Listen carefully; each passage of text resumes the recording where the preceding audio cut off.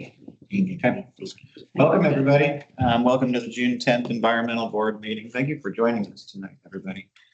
This is a hybrid meeting. My name is Don McWilliams. I'll be the chair tonight. This is a hybrid meeting, so we have some folks online, some folks in the room. For the folks in the room that have questions, comments, please tip your sign up and call them in the order I see. For those of you online, raise your hands, and I'll be watching up there to call you in the order that I see as well. Stacy, can you call us to order? Tom Anderson. Here. Nancy Davidson. Here. Tommy DeBow. Here. Raj Kapandi. Here. Kiran Pan has an excused absence. Don McWilliams. Risha Sharma has an excused absence. Shannon Roth. Here. Alex Lee Tigner has an excused absence. Susie DeMaro. Here. Keith Grimmer Gonzalez. Here. And Sridhar Krishnan, I think, is joining later. Right, and we have quorum tonight. Okay, thank you. Next up, approval of minutes. Is there any comments from the previous minutes of the last year? Hearing none, we'll call them approved. All right, our two topics tonight. Oh, first, public comments. Do we have any public comments, Stacey? I did not have anyone indicate they wanted to provide public comment. We did receive written public comment from Ann Fletcher on the ICAP. Is there anyone in the room that wants to provide public comments? Nope. Okay. All right. So two topics tonight. We have the student interns here tonight to give us their they're going to do presentations for us of their recent projects they've been working on. Then we're going to take a short break, and then Stacy's going to walk us through the ICAP. It went to council last night, and they had a couple of small changes, and she wants to introduce those. And if everything's good, we might be able to approve it tonight. Okay, great. And I did forget to note that Sridhar, Susie, and Shannon will be sitting in as regular members tonight for the voting agenda item. Great. Well, thank you so much. We have done this for the last couple of years, but had an opportunity for the students that we've been working with over the last school year to present all the amazing work that they've been doing. So first, we're going to hear from 3 of the Gibson Neck High School interns. They range from sophomore, junior, and graduating senior, and have been working on a huge variety of projects that they'll be speaking about. And then we'll hear from our team of sustainability ambassadors that have also been working on a number of projects, mostly related around transportation, and they'll be discussing a bit about the work that they're planning to do over this next school year. We thought we would then take about a 10-minute break. That way, if you want to interact with any of the students, ask any follow-up questions, you can do that. So we're going to start with the Gibson Neck High School interns. I think Bridget is going to get it over first. You can stand up here. It's a little awkward for the camera, but best for the audience. Yeah, stand up. You're welcome to sit too if you're more comfortable. I can totally stand in front of everyone. Oh, thanks. Hi, I'm Bridget Nestle. I was one of Stacy's interns this year. I've been interning with her for the past 2 years. Pretty Issaquah. My main project this year, though, working on solar art installations at Pickering Barn and the Senior Center. So, as some of you may know, there are solar panels that are being installed at both Pickering Barn and the Senior Center. So, to help our community gain a little bit more of an insight into the solar panels that are being installed, the city wanted to put up a couple of art installations to get more community engagement and community interaction, and just to help our community gain a little more education into solar panels and solar energy. So I was also working with a now college graduate, Paige, who was so amazing to work with. Our first kind of main goal was doing a community outreach event at the City of Issaquah Library in October, where we showed a couple of possible ideas for what we could be putting up as the actual art installations at these specific places here in Issaquah. And Then we got some community feedback from people in our lovely Issaquah community of what they thought could be different about the installations, what they liked about them, what they didn't like, and what else they wanted to see from us as far as this project went. Some of the most interesting feedback I think that we got was like, what more can we do to educate the rest of our community, and also if we can add any more artistic elements into the actual art pieces. So for the Pickering Barn art piece, we had a couple of different iterations. Some of them were more educational and had a lot more signage of how solar energy was actually going to be used, or how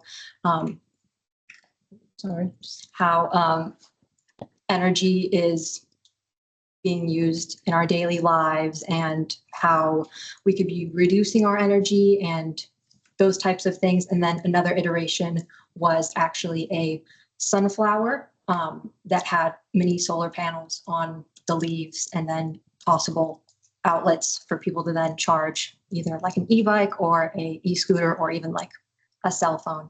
And the community did lean more towards the more artistic piece of that. And so that was pretty interesting to see that they wanted something more artistic from us. And then as far as the senior center art piece,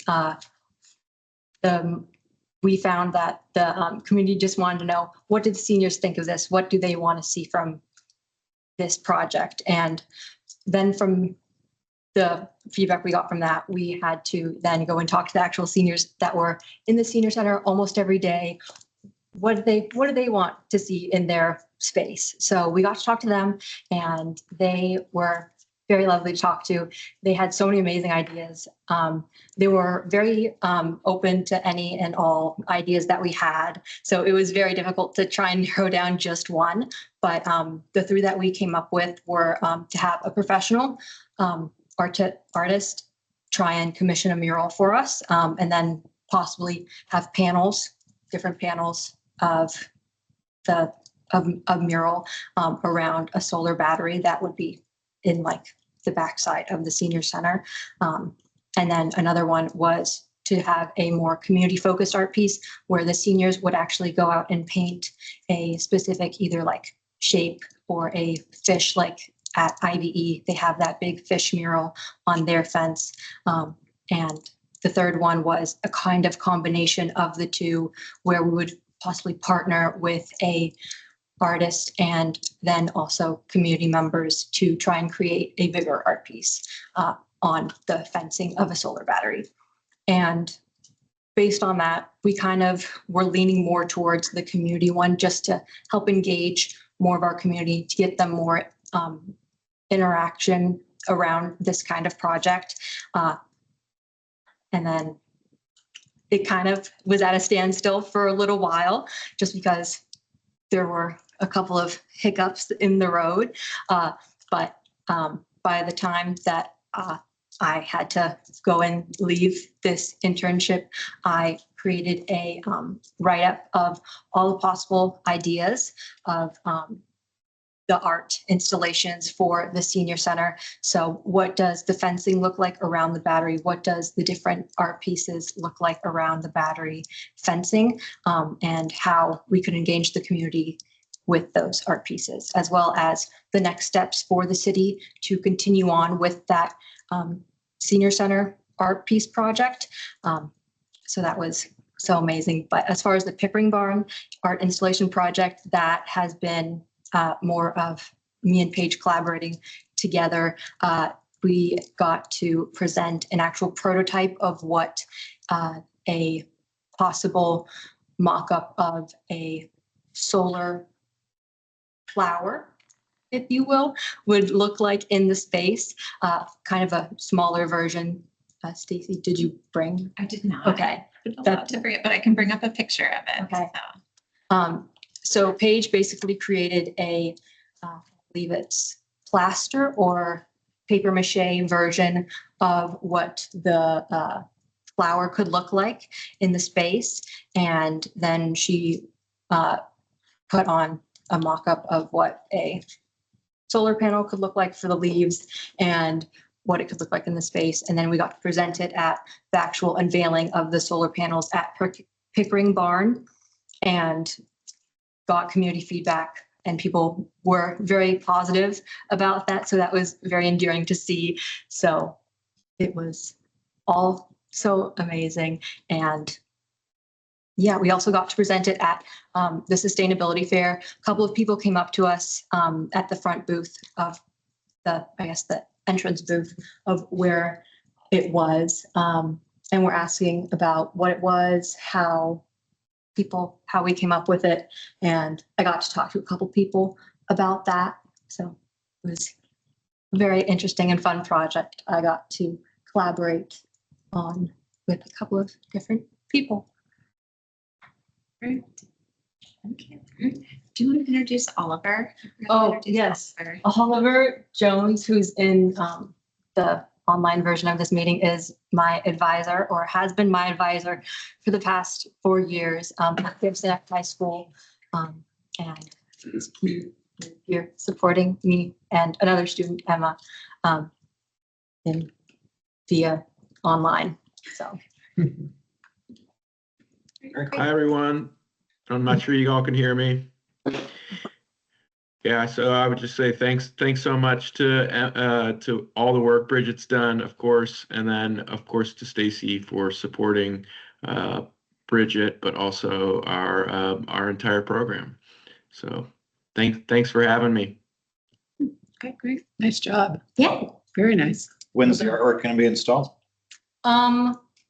I am not 100% sure, but that also has to do with some of the funding to the actual project. But I believe the city has been putting in funding, or has been planning in funding in their next year's budget. Or For the Pickering project, we're considering in our budget for next year. We also want to look for grant project for the battery project around the fencing. That is part of our grant. So that will be going in once we have the fencing and all that, possibly the fall. But yeah, we may be looking for another student or volunteer that can help run a community program to pull that together. Nice. Nice job. Very I good. think this is a very cool project, and I think this is amazing. So I wanted to check, I was just curious, and maybe this is a question for Stacy. How much is the cost associated with, these kinds of artistic solar panels if you want to install in multiple places? Means I'm guessing there will be some difficulty with the the structure itself to actually have effective solar panels installed, right? Yeah. Plus the cost associated with that. Do you want, so we talked to a nonprofit organization that works on solar art projects, and the type of model Paige and Bridget were looking at, the version you saw was a small version. I think they were envisioning 5-6 feet tall. And what they thought with that size, the amount of solar, and then a battery that could charge an e-bike or even light it up, probably 20 to 30,000, depending how big we wanted the battery. If it's just to light up the piece of work or just do it during the day, it may not be that much. But with the metal fabrication for that type of structure, that was the estimate. So we'll be looking for some grants, maybe have a small city match for that type of project. More, you did a lot of research on that too. I don't know if anything else to add. most of the metal fabricators that I did find in Washington, or I guess the Seattle area, their main focus was in like fencing and building more industrial metal works for like bigger companies, not the more artistic side of things. It was kind of difficult to find stuff that would match our vision. So.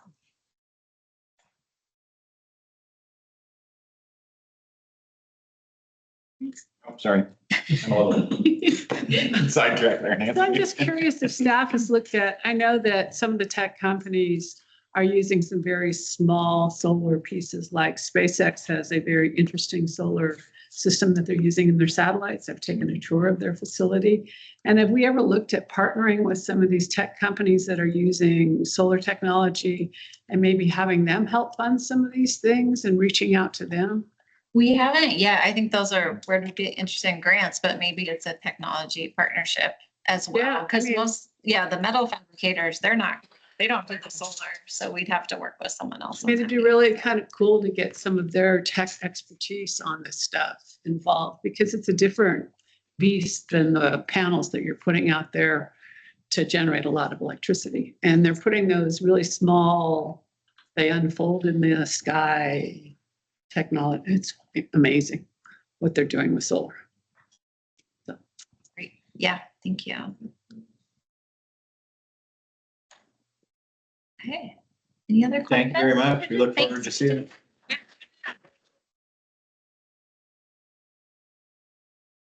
I'm going to college in Oregon, Willamette University, so lots of cool, fun stuff ahead. Good luck. Will, do you want to say? Yeah, Will. Willa? Yeah, Come on up. all right. Slide situation. Yes, I will pull it up. Just give me 1 minute. All right. You understand where she was? Yeah, that works. Okay, cool. Sorry for online folks having not the best visual, but it's okay. I swear I don't hate you. Do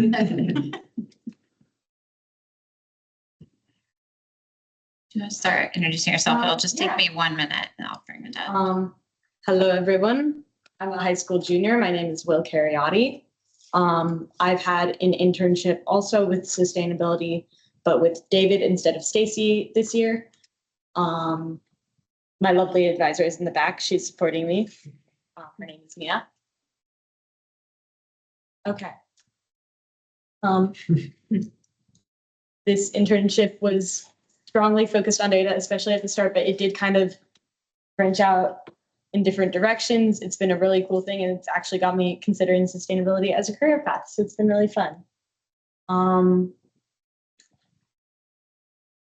One of the first things I worked on this year was in reference to the Clean Buildings Incentive Program. Basically, it was if a building is a certain size, they have to meet a certain standard of cleanliness with their energy and with how they manage things.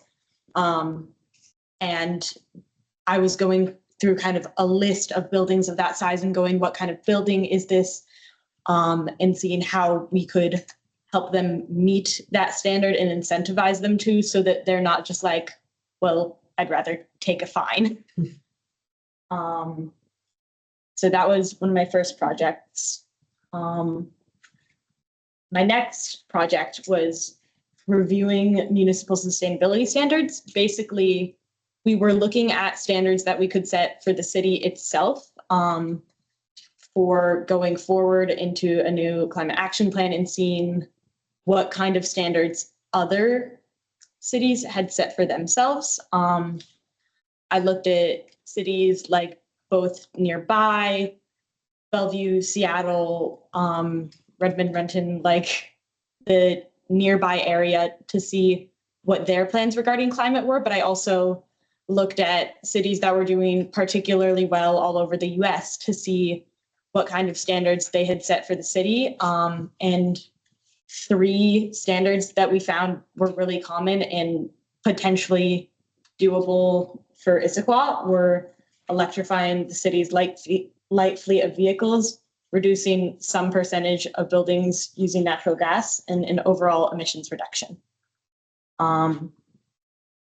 The next project that I did was a city sustainability story map. So if you aren't familiar with the term story map, it's related to ArcGIS or global information systems. It's basically a way to make a bit of a website out of a bunch of data.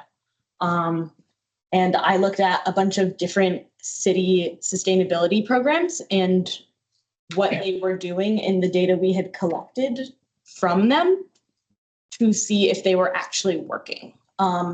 This is actually an ongoing project, and I've only gotten to put a strong focus on a couple of city programs, but I hope to get through at least the list of all of them I have right now by the end of next year, if not more. If you would like to go to the next slide, please. One program I looked at was our tree giveaway program. I basically charted out where every tree that we had planted from that tree giveaway program was in reference to originally the canopy, because we were trying to meet a specific canopy goal. But I actually moved to charting it in relation to the tree equity score, which is a way of taking that in relation to canopy, heat, demographic that lives in that area to make it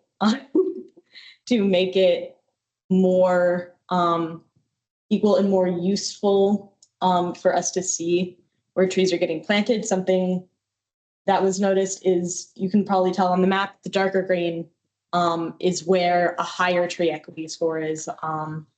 More trees are there, or people are less affected by lack of trees. And so a lot of trees are ending up focused in those areas that are already doing very, very well. So that is something that can be addressed, and we can look at that and see how can we make it easier for people in other areas to access programs like the tree giveaway. The next program I've been looking at this year was the clean air program. I've been looking at a couple of different metrics to try to measure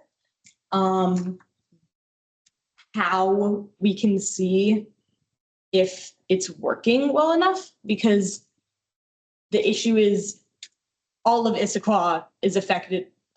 Sorry, first of all, the Clean Air Giveaway program was a program made in reference to wildfire smoke. It is a giveaway of a fan with a filter that helps filter out smoke from air. And I'm trying to find a metric by which to measure if it's successful enough. I might have to go back and alter what data I'm looking at, bring in more data, or I might have to find some kind of survey that can help be minute enough that I can use it referentially to this, but I'm still figuring that out. So that's going to be a bit of a next year project too. And then another project I've had with the city was actually not a project that started with the city. It is my capstone. So for those of you who don't know, we go to a project-based learning school, and for your last 2 years, you do a really big, long project called your capstone. Junior year, the year I'm in now, is all about research. Senior year is all about action. And when I was here, realized that sustainability fair would be a really good venue to collect information on my project, because my project is how can I get people my age more access to or more into outdoor recreation. And I was like, well, I can find out what people like to do there. And I can use that as a jumping off point to figure out what kinds of things I could do there. And from that, I collected a bunch of data from a bunch of people, whether it was talking to me, whether it was putting a little stamp on a board I had, or filling out a survey. I had a couple of different avenues of people to reach me. And I determined that something that's really helpful is like social and community events. So I've actually planned kind of loosely already 2 things for next year, which is one, a smaller crash course at my school regarding like intro to hiking and outdoor stewardship, and like making it more accessible to teenagers to get outside. And I can also use that as a venue for feedback for what I will be doing later in the spring of my senior year, probably a community event. And I've reached out to urban forestry to help me plan that. And it looks really great so far. Do I have more slides? I don't, luckily.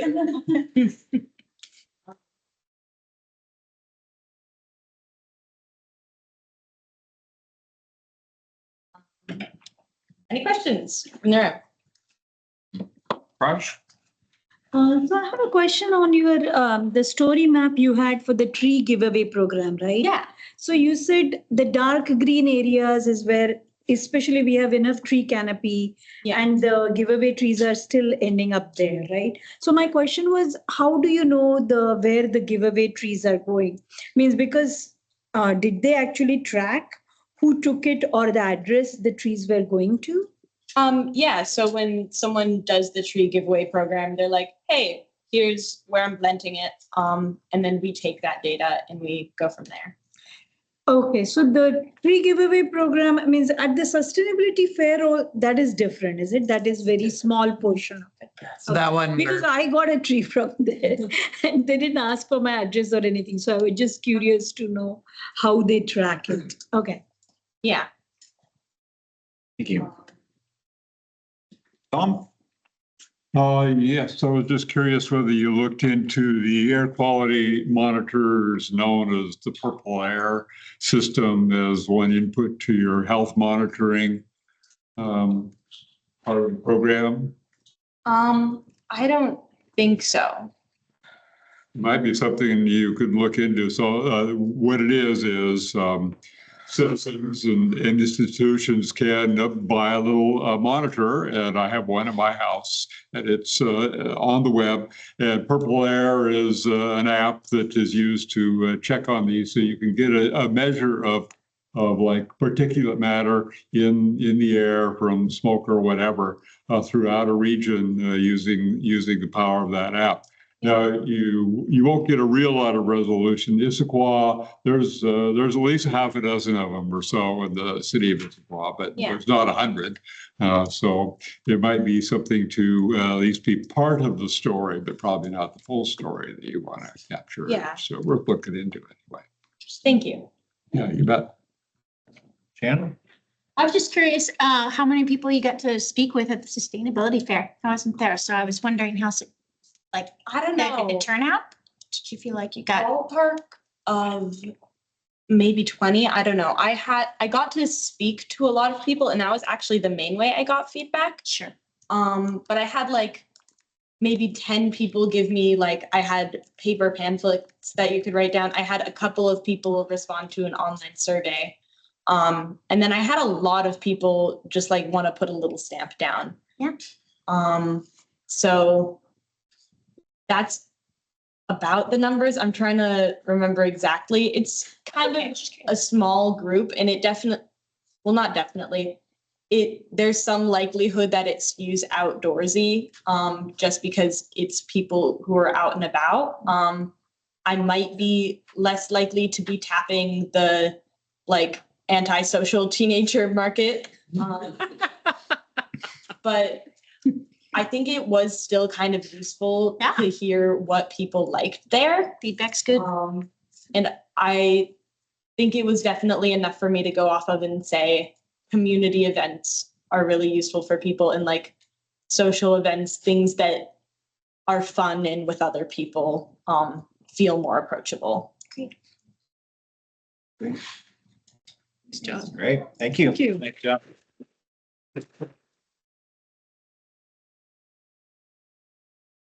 Next up is Emma.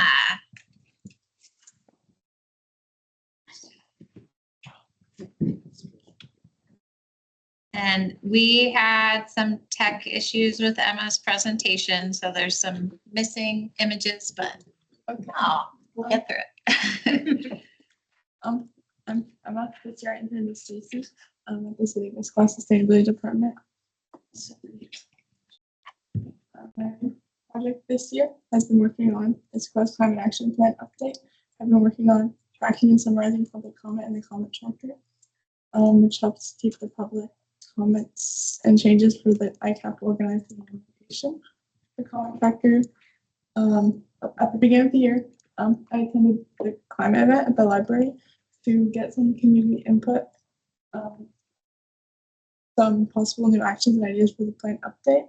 After this, I summarized the data I received from the event and put it in the comment tracker. The majority of my work in the comment tracker was revolving around summarizing public comment from community members and such as the transportation board and different companies and that sent in comments.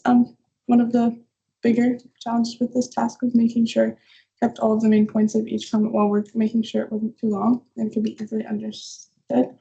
The comment tracker also included 6 categories that I had to organize the comments into. The categories were overarching changes, buildings and energy, transportation and land use, materials and consumption, natural systems and water resources, and community resilience and well-being. So basically, like, they usually send me like an email with like a big letter from someone or something like that, and then I would summarize it and put it in whichever category I thought it fit best into.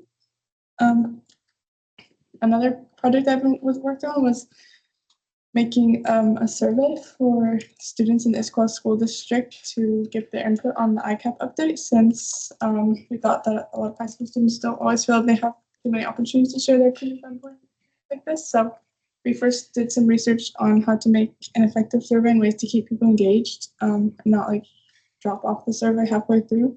We decided to keep the survey mostly multiple choice for this reason. Once we had developed the survey, we sent it out to as many students as we could, though there was a class where we had mostly Gibson X students because that's where we go to school, which though we did get some people from Issaquah High School.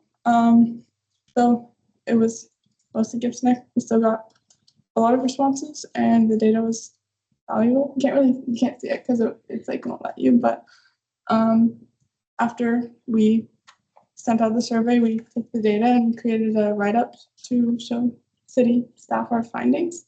Yeah.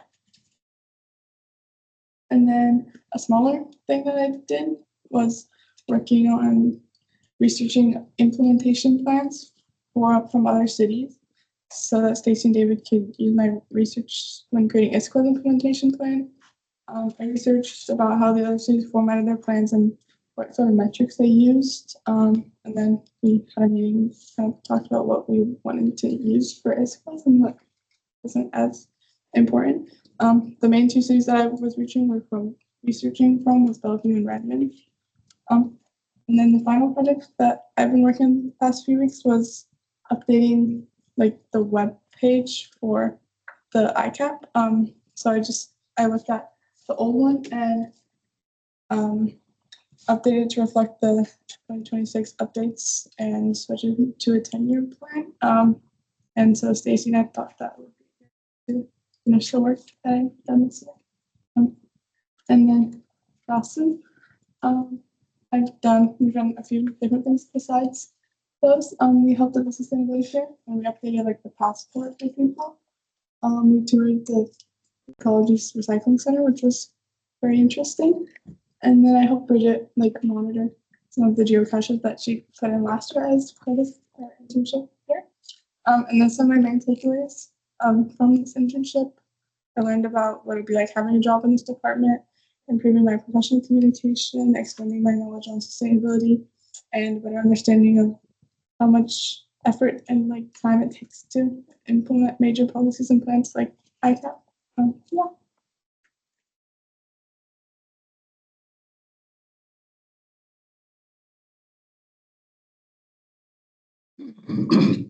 Susan? Yeah.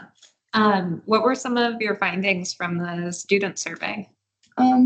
Well, it was mostly, there was like, we basically asked questions on all the different categories and like what people thought about different things. A lot of things that we found, especially because it was mostly from our school, was that they didn't have like enough like storage for like bikes and stuff. So yeah, as a like part of my project at school, I've been working on like putting a bike rack at our school to help with that.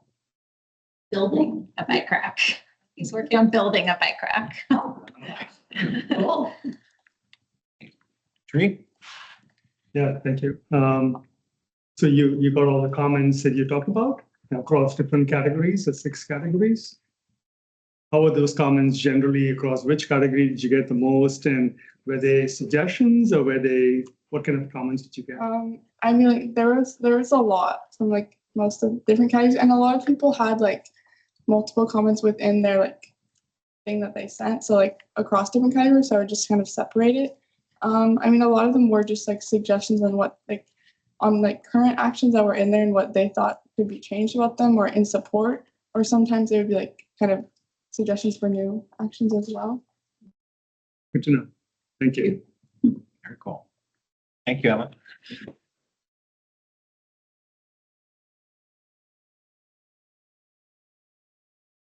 We are going to transition now to sustainability ambassadors. So this wonderful group is going to come up.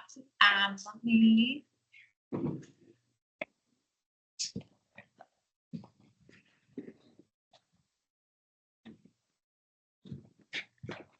I've not presented from Canva before, so let me see if that will work. Do you guys want to change?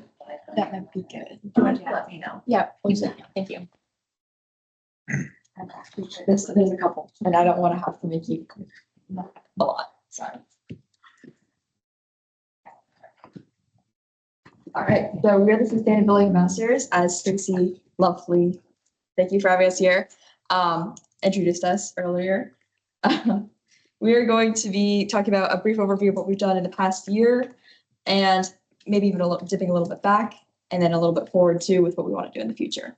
So just start off the bat and get into the carbon commute count. Similar to Your names first. oh my gosh, I'm so sorry.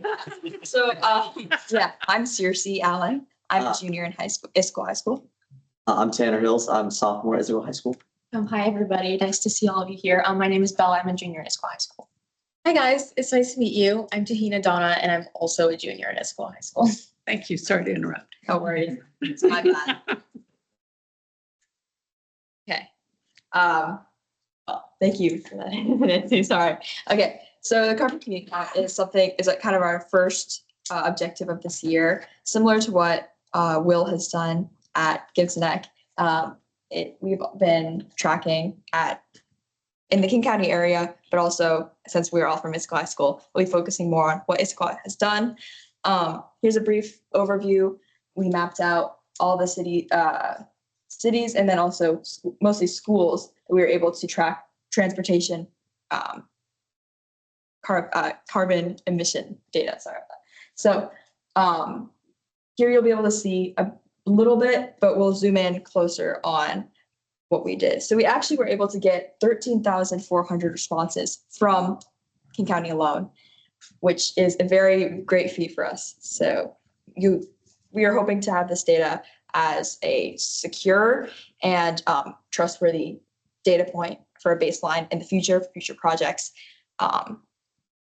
So good to get, sorry to interrupt, but it was good to get a very baseline sort of overview. And we got a pretty good, like Circe said, reach. We didn't get to all of the schools we were hoping to. As you can see, there are some that are missing data, but that again would be something that we look forward to next year, just so we can have a baseline for all schools. And so we can sort of implement our new like wider projects and have data points to begin from for all of those. Okay, so for Issaquah students, again, we were able to get, like zooming on Issaquah, we were able to see 3 schools with 1,653 responses, and we were able to calculate out that it's 2.2 pounds of CO2 per day just in transportation alone. So that was a pretty big finding, and will definitely be fueling some of our like biking and bus pushes that we're going to be doing. So I'm sure all of you are in here pretty well acquainted with how much 1 ton of CO2 is due to your like environmental prowess and like understanding, like, and I don't even mean that sarcastically. I'm sure, like I saw you guys bike in. I was like, oh, these guys are on it. So yeah, this is 1 ton of CO2, but Issaquah High School alone per year does 454 tons of CO2 in transportation. So this is, I think that it's good to have numbers like this for us so we can, tell people about it and educate, and also understand where we can remedy in certain areas. It's pretty eye-opening because that is quite a large sum. So anything we can do to just kind of chip away at that block would be monumental, and especially if we can continue that over time. Since we are juniors and most of our squad team is juniors, we look forward to the future of like Tanner implementing more people into sustainability ambassadors just to keep this program going and to keep, because our main goal is to have these incentives that we'll be going over after this as well, just so that they're long lasting and so that it's a continuity and not just something that we're doing now and then kind of fizzles out later. Yeah, and the 2 Statues of Liberty there, that is roughly about how much 454 tons weighs. So That it's like quite a lot. Just quick, is this cars or cars and buses or buses? Yes, so we actually did a split of like what we understood, like of the carbon emissions for transport. And it was considering buses as well, but it was a very small sliver. Bella, you said for people transporting, it's like 5. Yeah, so it was mostly individual vehicles because when on the survey that we got this from, it was what transport you use to get to school. And so I think, I don't know the exact percentage, but over 80% it was individual vehicles, which is quite a lot. And I'll go into that in a second. Yeah. Thank you. All right. Yeah, and the carbon commute count it's important because of its relation to Issaquah policies, the Issaquah Climate Action Plan, as was mentioned earlier, and as OE17, which is also spearheaded by some sustainability ambassadors in the past. Matthew Fisher it is pretty congruent, and we want to really uphold that effort that has been made before us. So just saying how it fits into not just sustainability ambassadors, but the policies already implemented too. Yeah, there's our lovely, and then there's the Gibson Sustainability Ambassador, Zoe, if you guys know her. So yeah. Yeah, and so just the goal of collecting this data is to have a baseline for each school and for the fall and like throughout the school year is just to have a really good baseline from the beginning and sort of adapt our expectations for each school and just sort of the attainability of some of our goals like individually, because if we're going to have a very broad, it just doesn't really work within the individual school. Like for Gates Next, since you guys are very project based, like it's different than Issaquah High School because we have over 2,400 students who all have individual cars and most people don't live close to the school. And so just having that base point is very, very important like I was saying earlier, to continue these programs. Okay, and then carpool. All right, so based off what I just said, we do have around 2,500 students at Issaquah High School. 3/4 of those students do drive their own vehicles to school, which is data that we've collected from the Carbon Commute Center. And so the IHS carpool story or the carpool priority is the incentive for people to carpool to school. And so so how this works is each year students who have licenses apply for a parking pass at the school. And it's more of ease for transportation for each student. Like everyone has sports after school. It's really nice to be able to park in the main lot. It's also kind of a social thing. So it's more of a social incentive for that as well. I know that I want a main lot spot because I do sports and I do not want to have to walk to get my car at the end of the day. So people 2 or more licensed drivers will be riding together to attend the high school.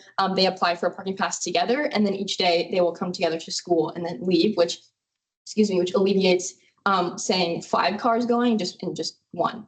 And then so they would get first priority for passes, and then it would be individual seniors, individual juniors, and then individual sophomores who are lowest priority.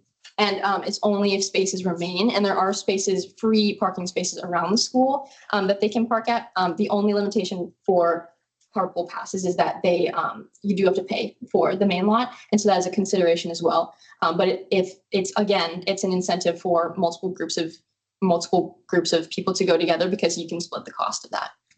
And like Bella said, it is something that is already established, and so one of future goals could be that we encourage this. And I know that a lot of other schools in the King County area are looking to do more carpool based passes. And I think how Issaquah has done it is a really good system that it's almost, like Bella said, integrated into our culture of how we get to school.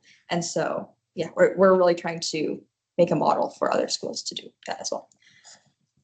And then along the lines of transportation, we're moving to Transit Bingo, which is a new thing that we've begun this year, which is quite a lot of work has been put into this. And so Transit Bingo is basically a fun way to encourage the use of public transit to and from school and just in everyday life. I know that most of you know the light rail opened this year, so that's also been a very big push for us as well. That's been very good for numbers. And I've had a lot of, myself included, me and my friends have ridden it multiple times. It is safe and it's very accessible to people, especially in this area since it's coming over to the east side. And so way that we implemented Transit Bingo into our school was for clubs in school and individual groups to complete challenges to earn bingos, which is what each square is. And then the school with the most bingo wins at the end of the year. And there is a cash I'm not sure if it's cash, but there's a money prize. And so that's also an incentive for people to complete bingos. And then specifically for us, for sustainability ambassadors, we do things called impact projects. And to be a sustainability ambassador, you're expected to do 3 in your time. And Cersei, and we have created a transit bingo impact project which Cersei is completed. So she'll go through that right now. Yeah, so this is just an example of one of the entries. It's my own entry. And I actually did a video to help I made a video to kind of broadcast how easy it is. And it was I think I actually did all of these on one trip. So it was a cool experiment to kind of see how people are receptive to like the kind of game approach to sustainability. And it was well received. The video was very well received amongst my peers. But I think that in the future, if we were to do this again, we would definitely make sure to have the prize money that Bella mentioned. Make sure that the prize is very well understood amongst all of the classrooms. That's something that was definitely a constraint for some of the teachers. They didn't fully understand, and that's something that we're going to continue on with next year. Yeah, and just on that note, it's going forward, since it was a new implementation this year, obviously there's going to be some hiccups. Obviously, there's not going to be a great, it's not going to stick as much as we want it to. And so the result that we did get was really great for the first year, and hopefully we'll be able to push that out to the school in a more straightforward way, and so that the teachers can then show that to students. And so it's not just coming from students who don't have a super big voice in the community. And so this could be your school next is sort of the idea that we're going for, and we're sort of trying to push the money prize. And with 49 bingos and 800 pounds of carbon emissions avoided, this year the winner was Juanita High School. Yes. And I'm not entirely sure. I think we've talked to the sustainability officers there, and they shared with us some of their pathways of sharing the transit bingo, and it was just through classes, through clubs. I know that the Eco Club at Juanita is very strong, so that's how they pushed it through as well. And so I'm part of the Eco Club at Issaquah High School, and so I tried to push it through that as well for that, but we are quite small. And so I think it was about 3 or 4 of us who actually completed a bingo this year, which is a little bit unfortunate, but hopefully we'll be able to grow that again next year through those avenues. Yes. Okay. Yeah. And then also a small thing, there is like a Spanish bus bingo, which I thought is a very, just personally, I've taken Spanish classes in the past, and I thought this was a really interesting and very on point addition that a curriculum could add. And definitely will be investing more in this in the future. Again, Spanish teachers didn't fully understand the game's actual, how it was done and how the ASB was able to distribute money. I think that was something that Spanish teachers didn't really understand. So that's something we're going to work on next year. Again, like that was previously mentioned, we're going to talk with Juanita and how they pursued that.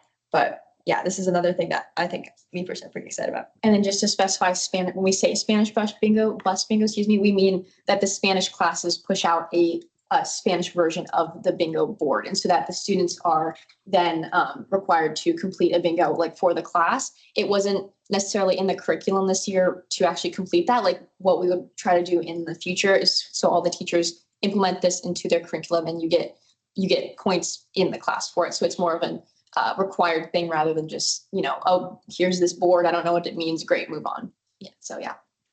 And a lot of Spanish teachers received it very well. Yes. They really liked it. But again, they didn't communication. Mm-hmm. Yeah. Okay. And then, here's a photo from the 2-line opening. That's something we were able to be at the ribbon cutting of. And again, we're going to have a workshop surrounding the 2-line. And since it's pretty fresh in the community, Okay. So we had May Bike to School month. Yeah, thanks. And we went through, and during this month, we took multiple times of 4 schools. So we have PCMS, CMMS, IHS, and IMS. We weren't able to put all the photos on here because not enough room. But for PCMS and CMMS, we don't have as many bikes or scooters due to the rain in the photos. But we have decent participation from PCMS. in terms of scooters and bikes overall. And CMMS, there is a small amount of bikes and scooter participation due to the fact that it's so hilly and people don't really want to bike all the time there. IHS, on the other hand, we always have electric bikes, electric scooters, bikes in general. People are always biking there and our bike racks are almost always full. And IMS is about the same. Today, that day was a little small, but usually it's pretty full there. But the only sad part is they only have about one bike rack, so they can't have a ton of storage there. So we might push to see if we can get more bike racks there in the future so more people are incentivized to bike. So 7.9% of students from IMS and IHS use micro mobility, according to the carbon commute count. And then 29.2% of students use e-bikes and scooters out of the students who bike to school. And this is an important baseline for some of the movements that we're doing, like the bike to school that is occurring now and then will occur later in October.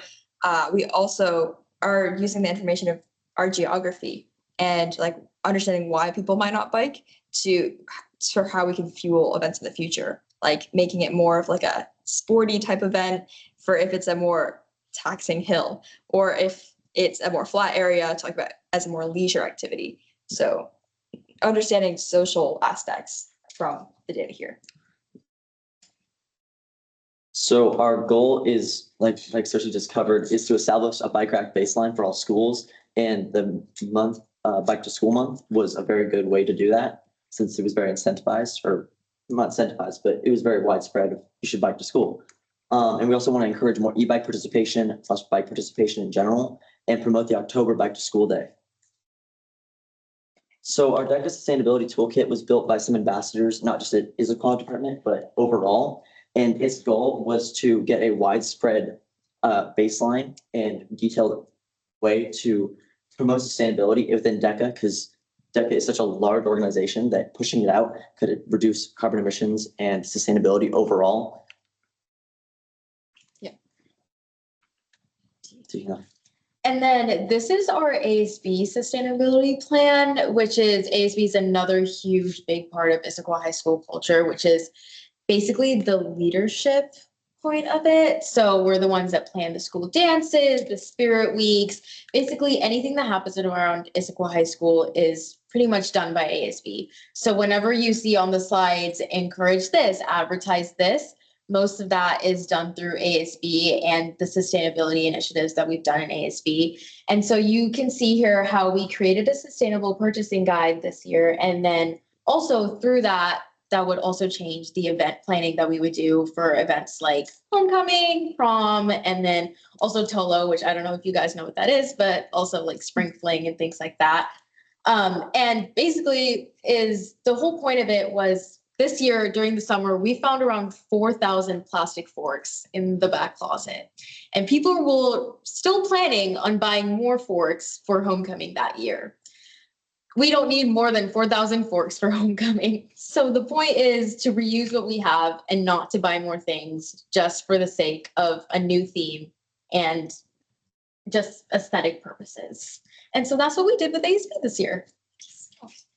And yeah, like Tahina said, since ASB is such a large governing body, not only in Issaquah, for every high school, we really want to heavily focus on the expectations of the sustainability initiatives in ASB, just so they have an understanding of how to successfully plan and go through events without creating as much waste as we have in the past. And another thing would be like football games, like just the trash and waste that's left by the masses of people, just so we have a better way to kind of control that and just keep our school clean, because that's the baseline ways we can go through with the ASB sustainability toolkit.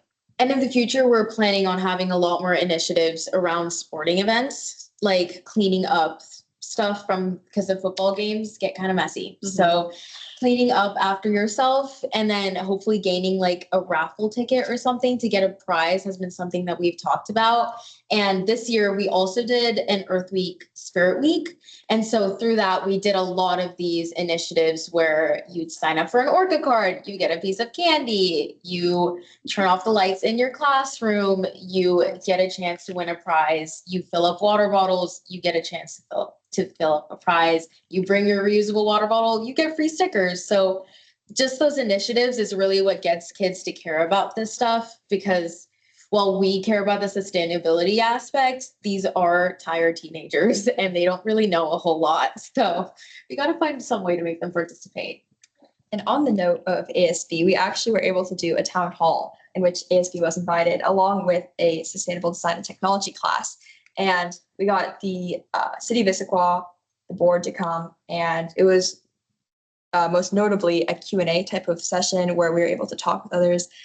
David Reedy and Stacy were also there. So it was just a great collaboration time and ability to talk with others. Bella and Tanner, I know that you guys. Yeah, so me and Cersei are actually in that sustainability class, and I was so moved and so just infatuated with the meeting and all the information shared that I actually ended up chasing Peter down after the meeting to ask him how I could get involved, and I would not be standing in front of all of you today as a sustainability ambassador if we have not had this town hall. So personally, I very am hoping that we can continue this as a tradition at Issaquah High School and hopefully spread it to more cities and more districts as well, just so we can get the involvement that we're hoping to continue with.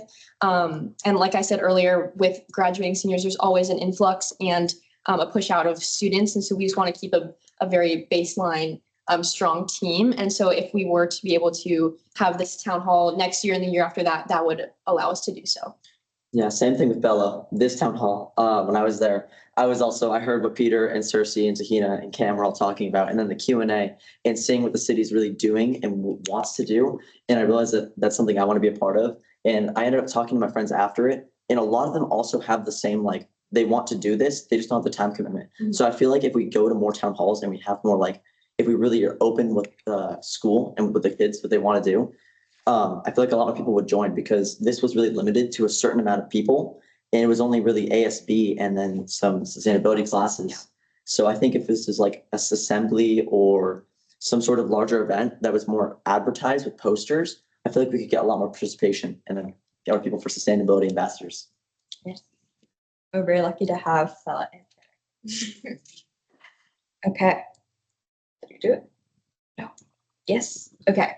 So yeah, again, like I said, we're trying to do as many town halls as possible in the future, and we're very happy with our work.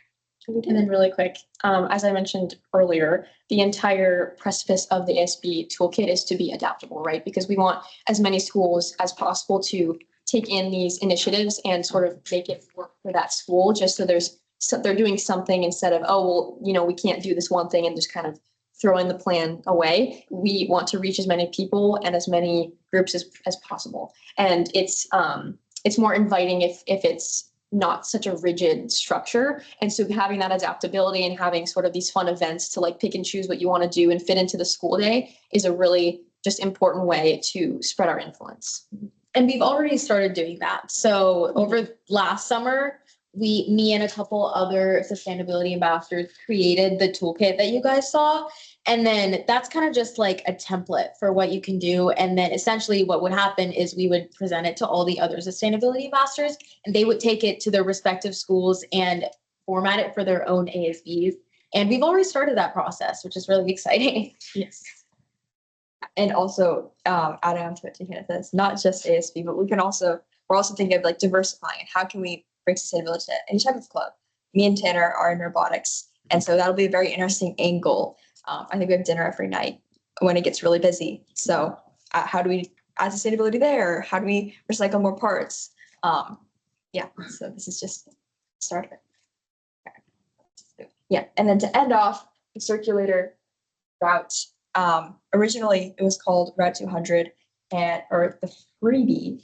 And so this has been something that has gone away in the past, but the increase of Highlands residents and just movement around there, even though there is the Metroflex, we're looking at how can we maybe possibly bring it back, and pitching to the city, looking at how we can really our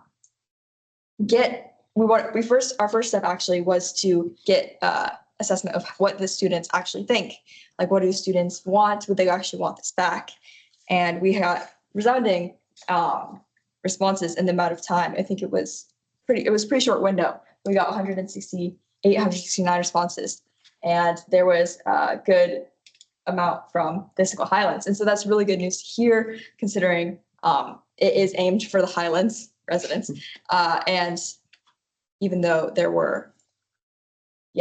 like Route 554 on the Metroplex, there's still a high need for it. And so this is something that we're very excited about.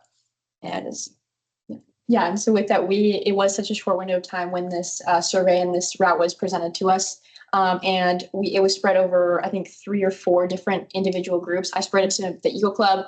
You guys spread it to robotics. I spread it to 2 of my individual classes. And so for the amount of time that we were given, it was pretty good turnout. However, we are looking to still push to collect data from this, just so we have a very strong baseline to then present this to Issaquah Transportation, and if they decide to actually bring it back or not. And then again, this would go with the bus bingo transit. It would encourage that. It would encourage, again, the carbon commute count, and we could hopefully increase the number of public transport users and decrease this individual vehicle use as well.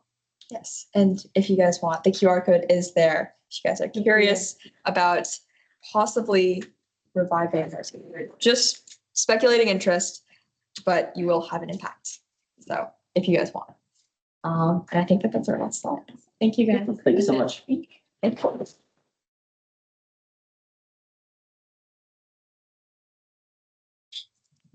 I do first? So good presentation, lots of great initiatives, great job. So a couple of things here. So first one I wanted to check was, you talked about transit bingo, right? And the success of, or how many people actually contributed and stuff. So that is specifically for school buses, right? That transit bingo, or is it? No, it's for public buses. So then I had a suggestion on that. Have you reached out to King County library system? The libraries have events where you can hold a booth and actually keep your flyers for transit bingo. Oh, really? Okay. That would be a great idea. I mean, King County library system hosts lots of these kinds of events, and they would be happy to do it because it's meant for the community. So that would be a good way to do that. And also you might have already reached out to different green teams or eco clubs in different schools. Yes, absolutely. Yeah. We try to get to middle schools as well, just since this is not a high school based group. And we got in contact with Issaquah Middle School, but not Cougar Mountain. So that will be our next sort of reach for that. And a couple of other places you can also reach out to will be youth boards, city youth boards, as well as most elementary schools in the area have STEM fairs where they will have all these kinds of booths available, and they will have sustainability or Earth Day events, things like that. So those would be good ways to have a booth and talk about it, to increase the visibility primarily. But I think the library would be a great area to go to. Thank you, I appreciate it. And the other question I had was the data for the carbon commute, right? The tons data. So you said you did surveys. So my question was, especially since you had the data specific to Issaquah High School, I was just curious to see, did you do the survey? So if you have 2,500 students, did you get 2,500 or close to 2,500 responses? Or how confident are you about the carbon commute data? I would say that it was pretty decent.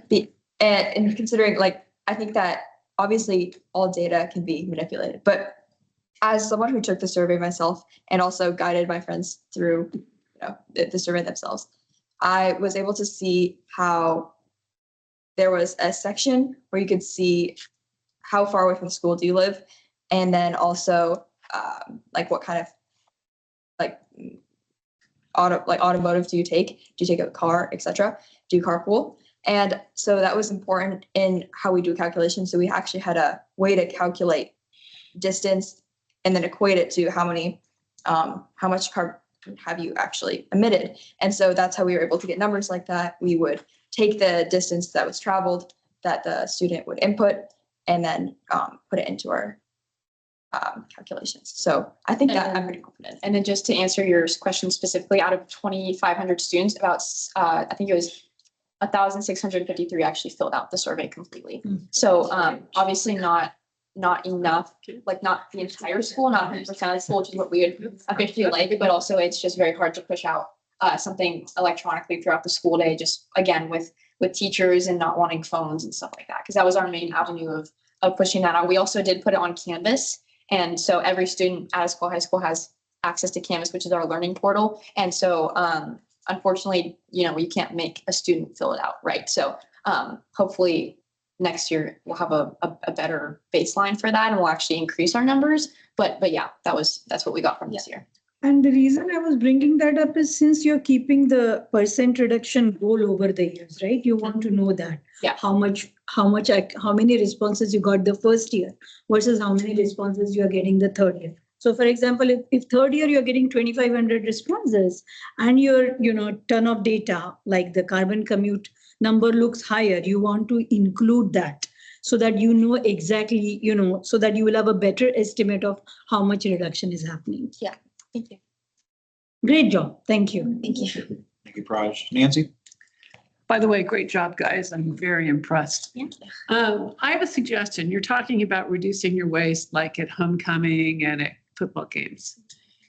Have you ever gone down to Climate Pledge and asked for a tour of how they're doing it?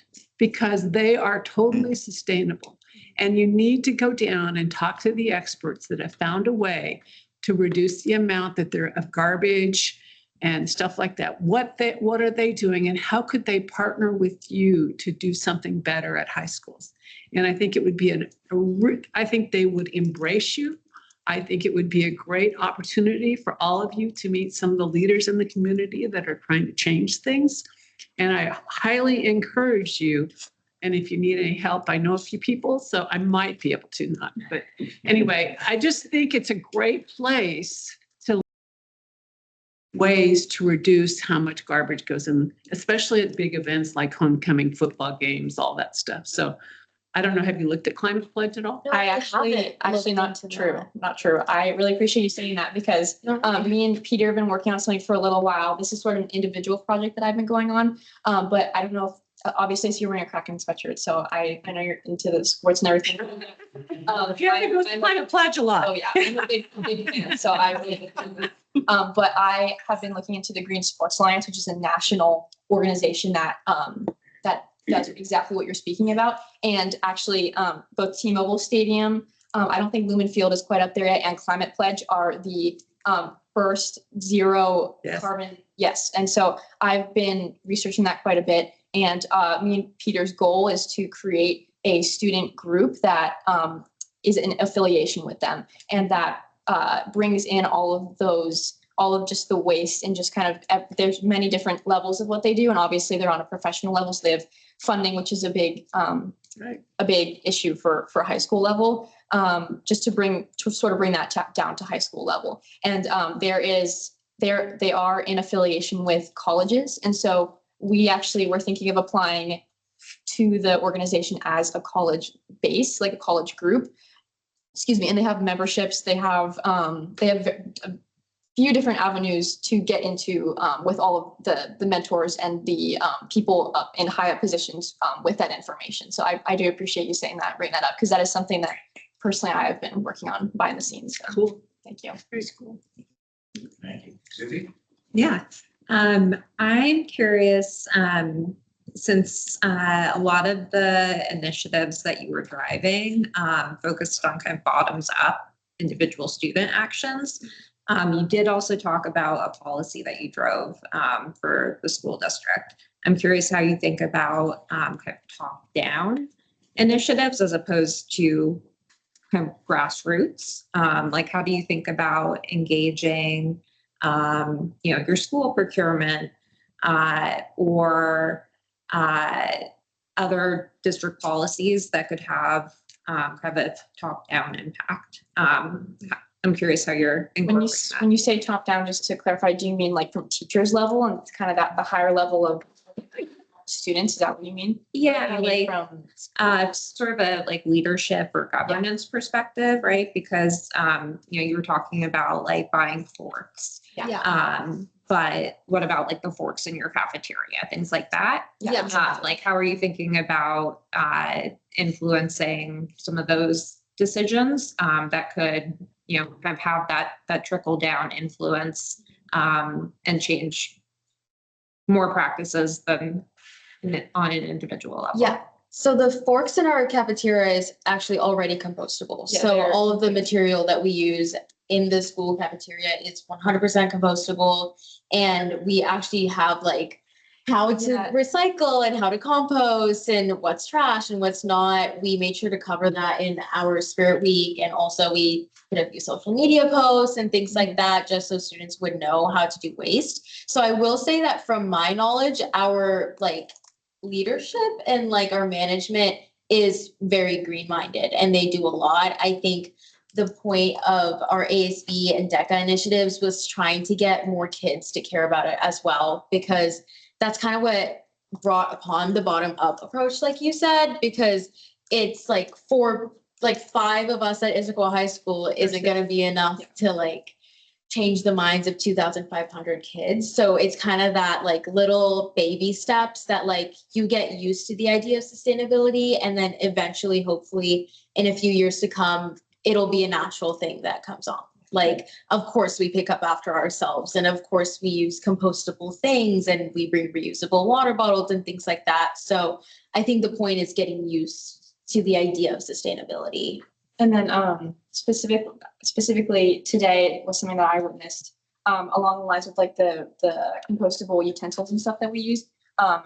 Someone came into lunch today and went over the loudspeaker and announced that Issaquah had won some sort of compostable award or some sort of award related to the waste that we have, or like the most green school for waste or something like that. I'm not entirely sure what the announcement was, but we did receive some sort of recognition for that at the city level. It was a city person who came in, and I got to speak with her after for a minute, but she was on her way out, and it was about to be class, so I didn't exactly get specifics. But just to relate back to your trickle down approach, we have been doing things like that, and I do think that through the ASB toolkit, that will be another avenue for that, just since it is this like higher level. And it is, other than like sending out surveys and doing things at the baseline, it's just sort of, we're like sandwiching right now, if that makes sense. And so it's hard to reach the people in the middle who don't, have phones and they can't fill out the survey, or there's so many variables that go into things like that. And so we're just trying to like move our way in from both sides, I guess, if that makes sense. Thank you. For some context, I actually know that the city of Issaquah, they were monitoring our trash and recycle and composting like abilities. And I think that's where that award came from. Yeah. So if anyone was like dying to know, but I think also in terms of trickle down, a big thing that we're doing is education and honing in on how teachers can be more conscious of the environment. And I think that could have a really big impact at our school, and then maybe even in the school board even further, just talking about environmental factors so much. In terms of recent, I think with our digital conferences that are coming up, we're offering even like stipends to teachers and licensed professionals that are really renowned at our school. Like I know some of the math legs of the school, or some of the English legs of the school, some of the science legs, they're able to go to some of our conferences that we're holding and running. And through whatever types of motivations, they're able to come out with it with a lot of experience in environmental work and how it can be integrated into their jobs. And I think that is something that can have a major effect, even subconsciously, when they're teaching, like this unit of calculus, maybe I know this could be related to environmental pushes because of this conference that I did, even if it's just subconscious for them, or even if it's just they shut out in a lesson one day. I think that's pretty monumental, and just little stuff like that, and that we're looking on making bigger in the future. So thank you. Yeah, thank you guys. Thanks. Thank you guys. Great work. Thank you. Yeah.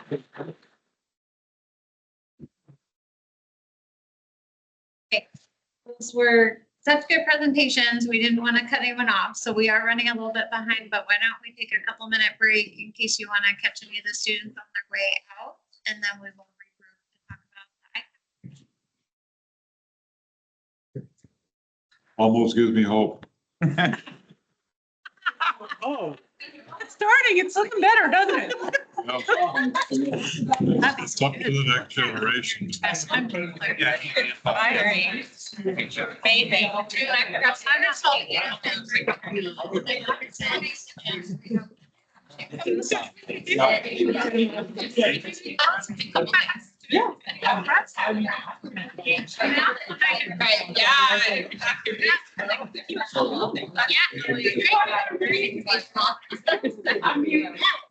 Thank you so much. Yeah, well done. Love to see you.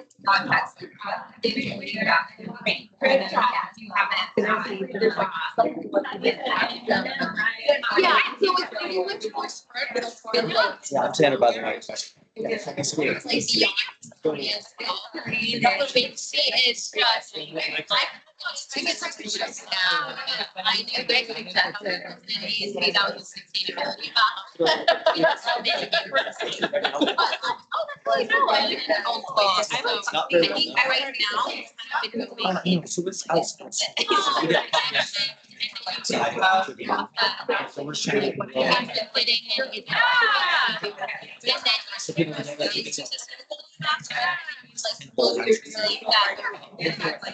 and so then you kind of go there, like they mentioned, there's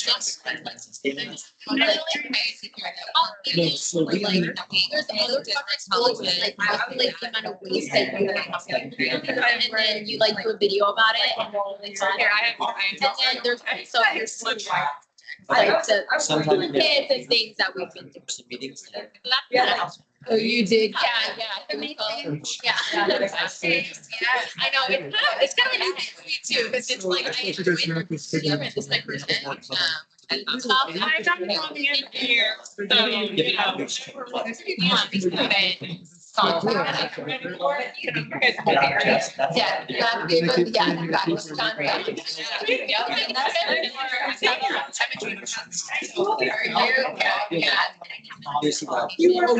sure. My friend's city right now. I'm saying it.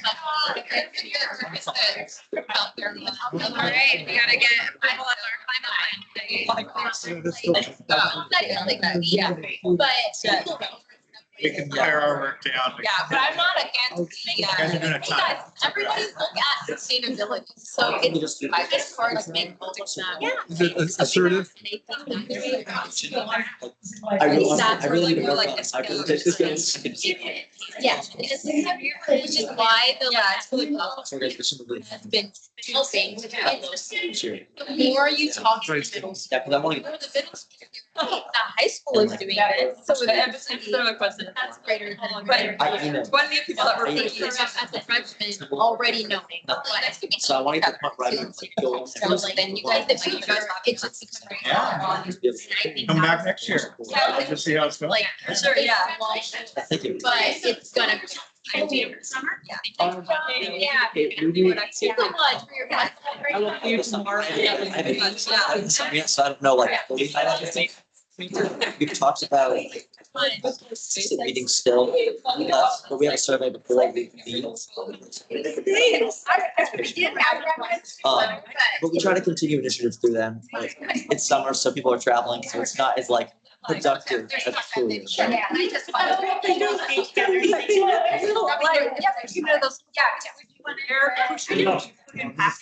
Good luck with that. In space. Honestly amazing. I just love that. Lightweight. They are. I'm Tanner, by the way. I'm more fascinated with the solar panels, or the solar things that are running these things than I am with anything else, but they are. Yeah. So all it took is a tour for my son. Yeah. You know, and he's working on the satellite, so. Anyway, okay, thank you very much. It's nice to meet you. Good luck. I'm Tanner, by the way. Hi, nice to meet you guys. Good luck. All right, you guys go. Great job. I got to. Great job, y'all. I'm excited about next year and everything else. And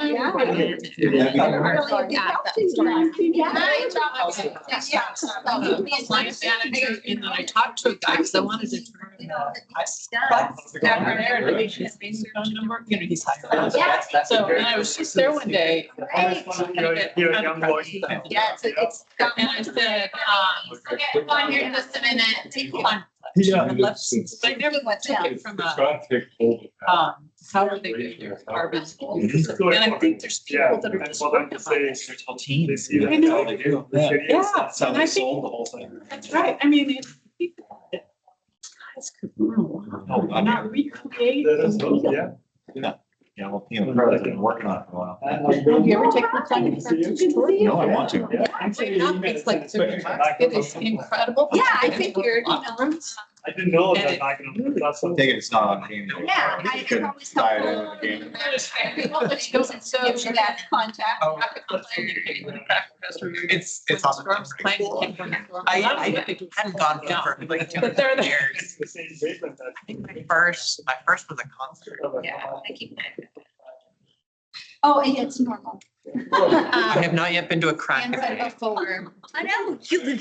she could do public comment. What do you- Yes. The start, yeah. I'm pushing. We'll do it. Why? I'm 60. 4 years. Oh, do you really? Let me, Stop at 8:30. I'm at 4 o'clock. I know about this And if we, because. if we're How do you going know longer, just feel free to. I have to ask how you figured out, because we were on the same. introduced me. Was that the Yeah. sustainability? She said. Oh, I've met you at the, at her party that she had. The group, yes. I met you there now. The garden, I got her attention. Yes, the garden. Yes, yeah, but I don't think. Here we go. Yes, nice. Okay. Or maybe try to- No, Yeah. I didn't make that connection with this whole thing. Yeah, she. And Very exciting concept. Sorry. did you go, yeah, Stahican trip with them? Didn't they? Go on here, Tom. Yeah. Well, we can talk later. The end of this mid-May to mid-June has been just crazy. Yeah, let's go ahead and get started again, folks. It's dark.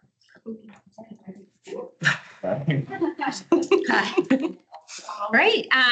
Okay, next, that was really fun. I feel like that's always the best Can we have meeting that of the next year is hearing all the different, what's that? Can they come back next year, so we get an update? I'm serious on the project. That was so positive. Yes, we are trying to do Made me this feel like there's every June. So sustainability ambassadors will be back in the Say to next Dawson, there's hope, some hope. Yeah, great. And they referenced the ISD sustainability policy that I think Matthew and Zoe presented on last year. So, all right, we're going to transition to just as exciting of a topic, the climate action plan. Potentially our last conversation about the plan update.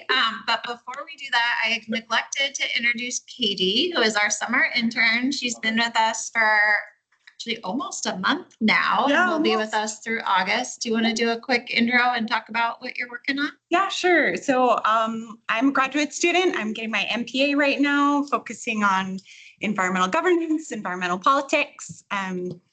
My background's in nonprofit, and I wanted to know what the government side of things look like. And Stacy and David have brought me on, and it's been really awesome so far. And I'm going to get to do a lot of cool things this summer. Recently, I've been helping with e-bike rebates, clean air, a little bit with the ICAP. Going to be helping with a whole host of different projects over the summer. Got to work a little bit with these awesome interns over the last few weeks before they were off. So really excited to get some more exposure to local sustainability governance and learn from y'all while I'm here. Welcome. Cool, welcome. Yeah, thank you. How long are you around for? Till the end of August. So it's about 14 weeks total. Yeah. Okay. All right, thank you. Ann, did you want to, where'd you go? Right here. No, there you are. Time, I know you're behind schedule. Yeah, feel free if you want to provide some comment ahead of the EdCap conversation. Okay, great. I know all the rules. You don't have to go through Okay. those. Okay, I'm Ann Fletcher. I'm a resident and a member of People for Climate Action. And I was blown away. Wow, the students. I'm a former teacher, retired teacher, so that was really heartening. And so many connections and co-benefits. A number of a few years ago, actually 4 years ago, I think, PCA was blessed with two Issaquah High School students in PCA that were there for 2 years. They were amazing, and they were in DECA sustainability, and they talked about that. And they won for their food waste project. They won the state. They won first place at the state and third place at national or something. Anyway, I've kept in touch with them, and it is uplifting, and we do need that in this line of work, don't we? So I did want to mention that I was at the city council meeting, and Stacy and David did a stellar job. And I could tell from the city council, maybe you were able to watch the meeting on a video or something, but they were really positive towards the excellence of the work that you all did and that everybody did, and just the input that was solicited and incorporated and discussed. It was really a process. So I would like to congratulate you all on that and celebrate what a great job, another upper. So the other thing I noticed is that the council is aware of some of the barriers that we face in the climate action plan to get better results. And one way to overcome certain barriers is working with our legislature and other major regional players on specific sustainability targets that we can't accomplish all on our own. June 18th, there's a breakfast meeting at 7:45 a.m. I did ask them after the meeting because they were trying to decide what their priorities were going to be. And it's at Tibbetts Manor, and the state legislators will be there and the city council. It's public. I mean, it's not for us to speak or participate, but to observe. And so I just wanted to let everybody know about that. And I plan on going, although I don't really like getting up that early, but, I'm going to go. But reflecting back on the meeting, the one area, actually, both the big climate emitters, I keep thinking, is there anything else we can do? Is there anything, and I know you guys have too, what else can we do? Keep looking for opportunities. The urgency is there, and how can we strengthen things even more? Our actions in buildings and energy had to be put a little bit more general, but they hold a lot of flexibility. We need to rapidly establish programs and policies or ordinances, whatever it is we need, because it just takes a long time to make changes, especially in the building and energy sector. So I think, though, that we do have there were a couple of things in our sustainability work plans we could prioritize that were really promising actions. I just want to point out a couple of them. One is the one about exploring the feasibility and implementation pathways to require upgrade on housing energy systems at the time of replacement. That was something that the environmental board sent something to the council committee, and then they sent something back. It was kind of a different way of looking at it, but I think it has possibility, and I think there is some interest in the council that might be doable. So from what I've talked to, at least with some of them. So I think that that's something that we should really keep on our radar. And then the other thing is to increase our outreach to commercial buildings. I noticed one of the students was working on that, their assessments and upgrades, especially those below the state size.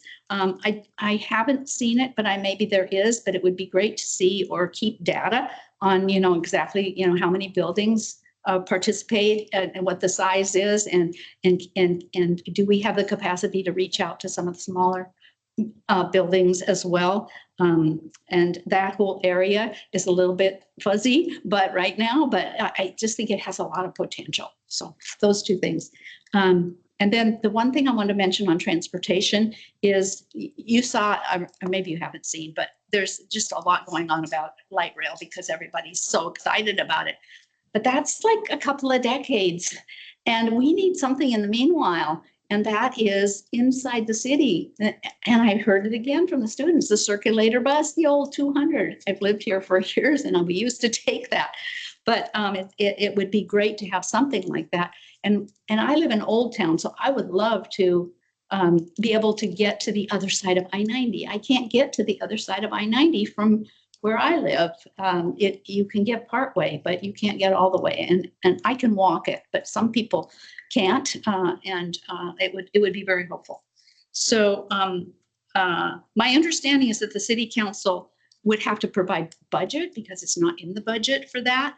However, it does seem, even though it's a tight economic times, it seems like something that might be worth, the public, the community will push for it. I know that. I know I can get people to, to come out to support that. And then thank you for the call for action that was in the plan. I know that came from the environmental board, and I just think that that is great. It really fits well with what PCA is focusing on this year too, which is to develop that a robust community education and engagement. And we would like to make it like a movement. So we really look forward to working with this, with the city on this, and with partnering with a lot of cities so that we can send this message out all over the east side in King County. Thank you. Thank you. Thank you.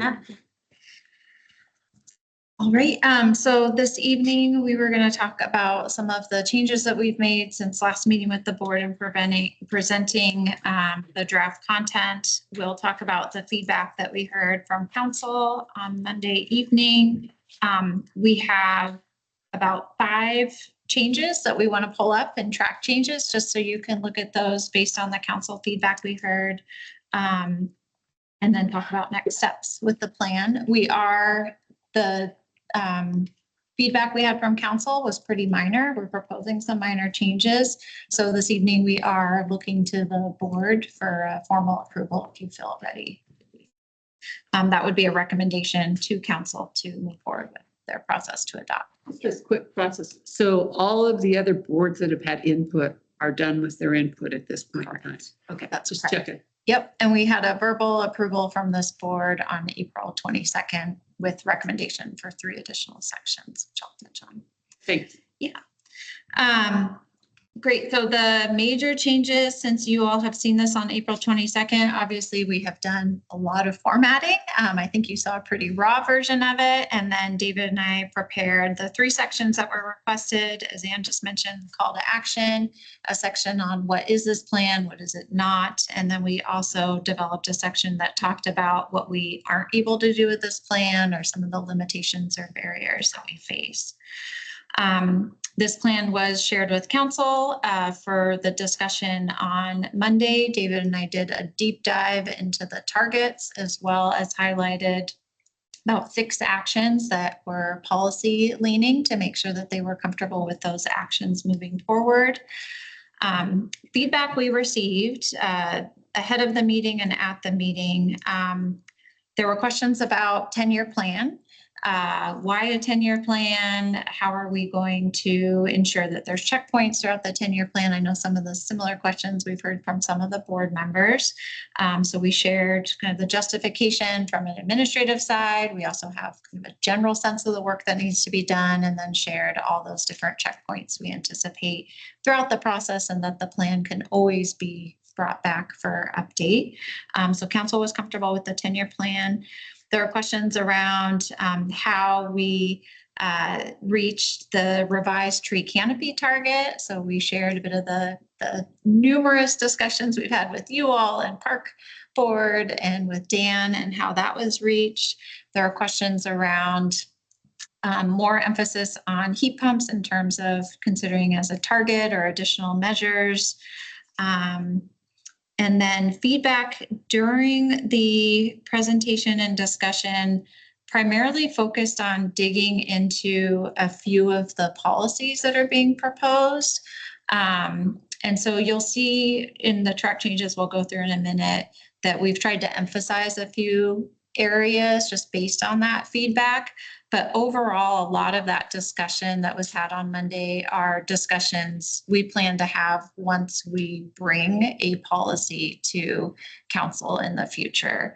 Right now, what's proposed in the climate plan is conceptual around the policy, and we'd be doing a lot more review and research prior to bringing one. Other things you want to highlight from Monday presentation? Anything else? No, just the update on the community well-being target. Oh, yes. And we'll share that in just a moment. There was, through email exchange with Deputy Council President Jang, ahead of the meeting, she had some concerns about one of our targets for community resilience and well-being that talks about 100% of community members feeling like they are prepared for an emergency. And her point being just, there's always going to be people that don't feel like they're prepared. So let's consider lowering that target. So we have a proposal to share with you all tonight. And then some of the other specific feedback we can discuss as we go through the plan. But that most of the discussion really was digging into some future policies that we'll be bringing to them. And then what they discussed for next steps, I'll just share that briefly before we go through those changes, was they do want the council's planning, development, and environment committee, we have met with them a couple times already. They would like another touch point with them early July, to see the changes we're proposing. And then the full plan would go to council for adoption on the 20th of July. Do we get sign-ups from different groups, like important groups, at least the PPC and the transportation and the kind of groups? No, they've all provided feedback. What we'll talk about in a moment is the council really looks to you all. You are kind of the owners of this plan. And so we can do this very simple recommendation memo where just basically the board is recommending council move forward with adoption. So. Yeah, broadly, I mean, I wasn't there through the formation of the plan, entire plan, but broadly speaking, it feels like the integration across the divisions, across the groups, especially one of the slides, there are 15. On page 15, there are 13 different plans that are highlighted. It feels like the integration isn't as tight. And if they don't literally sign off, where is the accountability, right? It's not on us. The plan is not ours. It's actually, it should be an integrated plan that pulls together all these plans and holds everybody accountable to something. Yeah, and they, all of those boards and commissions have weighed in on the relevant aspects for their expertise. So we have vetted, we've had multiple meetings with Transportation Advisory Board, for example, to talk about any of the targets and actions related to their work. Planning policy, we've met with on all the land use and policy recommended. So they have, and all of that input they've provided, whether or not we take their input, we are sharing that with council for council to then make the decision on whether or not to include. So yeah, that's a good question. We don't usually get sign off from all boards and commissions before moving a plan forward. It's usually the one that has kind of the greatest kind of ownership or oversight. But yes, this is very much a plan that that's why we've had 18 or so meetings with all those boards and commission, because we do need everyone to touch this plan. But yeah, it's a good question. We can see if that's something council wants us to do. Thank you. We have had several joint meetings with the other commissions to talk about it back and forth in the same room. So we've come to agreement with them. Yeah. Sounds good. Thank Question. you. Yeah. Appreciate it. Okay. I was going to jump in just to a few changes. We have, I think, 5 we wanted to walk through, and none of them, besides the change to the target for community resilience, none are substantial, pretty minor changes. So please bear with me. I thought this would be, given the short turnaround, we thought this would be the easiest way to do this. All right, so the first one is, I will scroll in. Deputy Council President Jing and a few other council members were very interested in looking at how Issaquah can really be a leader in bringing more clean energy infrastructure and energy storage, and really being a partner with our utility. And so you'll see a couple other changes we're proposing that get at that. The first place, this is, which section is this? This is kind of an overview section. This is not getting into action and targets yet, but we talk about the challenges we face with our grid.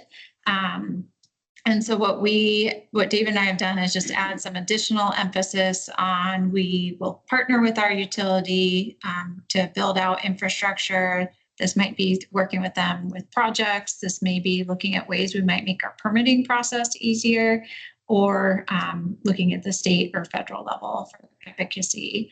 So it was just fine tuning a little language in this section, just to call out those specific needs as requested by council. Questions, concerns? Slow that up a little bit. Yes. Well, the one you're showing us, Stacy, that's not the same one that's in our packet, is it? No, so these were changes as of Monday that we just worked on. So it's just adding a little bit different language here. It was already discussed through working with PSA to enhance capacity. That language you see is struck out. We are just adding even more emphasis on that and listing out potential ways we could work with PSE through projects, permitting, or advocacy. Good. Yep. Do you want thumbs up like we've used to I do? think that'd be great. Yeah, any concerns with this language? Oh, okay. Thumbs on the screen. Thank you. Any concerns? Yeah. we're all Okay. good. All right. Yeah. All right. And 22. Then we're going to get buildings and energy. This is the first, actually this one, we would like some input. So this page is providing a summary of our targets and metrics. And this is for buildings and energy. Deputy Council President Jang had asked about, could we have a new target for heat pumps? I think David and I would recommend not away from a target. That feels very specific, where our targets are usually around kind of overall consumption, energy, greenhouse gas emissions. So what we are recommending is possibly a new measure. Our current measure we have are heat pumps and other equipment that's installed through city projects and programs. So this we can track through the types of maps that Will was presenting, where we have people applying for our programs. They're maybe offered an incentive or some free equipment. The city is investing in those programs. However, what we could also include is a separate measure that looks at heat pumps installed community-wide that maybe aren't coming through one of our specific programs. So, but they may be influenced through our outreach and education. But we want to know overall what's that transition look like across the city. Energy Smart Eastside already measures this, and we do it through, there's a little bit of a judgment call through data that comes in through the permitting process, but we do have this data citywide. And so this would capture not only programs that the city's investing money in, providing rebates, incentives, but also just where that transition is happening naturally. That makes sense. So are you saying that if you're putting a heat pump in, you need to get a permit through the city's permitting department? Is that what I just understood? Yes. The one challenge is there is not a checkbox for heat pump on that permit. And so there is written notes by inspectors that goes in, and our team has to interpret that a little bit if they don't specifically call out heat pump.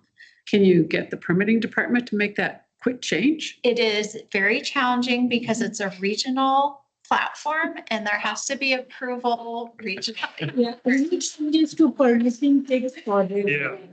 We've It had seems the- like a good question. We've had those discussions. Yes, it is more complicated than it seems like it should be. Come on, Nancy, you've been playing. But we the game have- long enough. I know, I used to work for government. Yes. We have great staff, very well trained in interpreting it. So we are tracking this data monthly.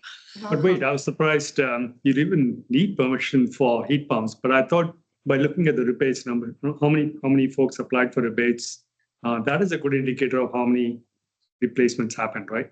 Yes, I think we also want to, though, capture those that aren't coming through one of our programs because we can only reach a certain amount of folks. So, but maybe our outreach and education is reaching them too, but that's just. All right. Just a quick, so when a new building goes in, like a new townhouse or something, and they use heat pumps instead of other types, are you tracking that too? That is a good question. The data we're getting is the replacement. I'll have to check if it's new build as well. Wouldn't we want to track new build? Because they used to put in furnaces, you know, the other kinds of furnaces. And so wouldn't we want to be tracking? Because most of them, from what I'm looking in the outside, you see heat pumps. Yes, most of them with the building code, I think it'd be difficult not to. But yeah, let me double check because it's through a electrical permit. That's why it's being triggered. But let me check if that's the new builds too. Probably should. Yeah, track that as well. Yeah, because it will help us. Yeah. Susie? Yeah, my question is going to be about the data quality. It sounds pretty manual and like there are gaps. I'm curious how confident you feel in your ability to actually stand behind the data that you'd be reporting if this gets added. Yeah, I think our program, they're looking at this across 6 cities right now. I think they feel pretty confident. There's certain words that they can pull out, and they've talked with lots of building inspectors and learned how to interpret some of that language. But that's absolutely something I can follow up with them. But I think they feel pretty confident in their data they're able to report. So, but yeah, great question. Assuming you can get all our questions answered, I think. Yeah, well, we can, and I think David and I can talk with Deputy Council President Jang too, if this would help satisfy. I think we're reluctant to add a new, very specific target, but we can see if she'd be comfortable with just a measure as well.